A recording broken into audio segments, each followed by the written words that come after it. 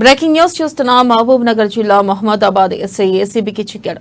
ఓ ప్రేమ వ్యవహారంలో నిందితుడు శ్రీనివాస్ రెడ్డికి బెయిల్ ఇప్పించేందుకు అతని తండ్రి కృష్ణారెడ్డి ఎస్ఐ లంచం డిమాండ్ చేశాడు. ఇక 50,000 రూపాయలు ఇవ్వాలని డిమాండ్ చేయడంతో 30,000 మధ్యవర్తుల ద్వారా తీసుకున్నారు. దీంతో విసిగిపోయిన కృష్ణారెడ్డి ఏసీబీ అధికారులను ఆశ్రయించాడు. దీంతో అధికారులు పక్కా పథకం ప్రకారం మధ్యవర్తి మూసా అనే వ్యక్తి ద్వారా లంచం తీసుకుంటుండగా పట్టుకున్నారు.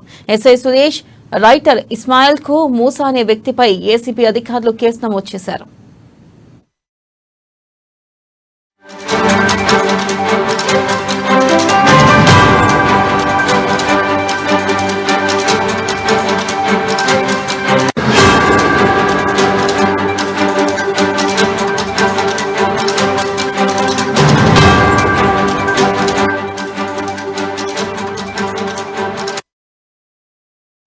బ్రేకింగ్ న్యూస్ చూస్తున్న మహబూబ్ నగర్ జిల్లా మహమ్మదాబాద్ ఎస్ఐ ఏసీబీకి చిక్కాడు.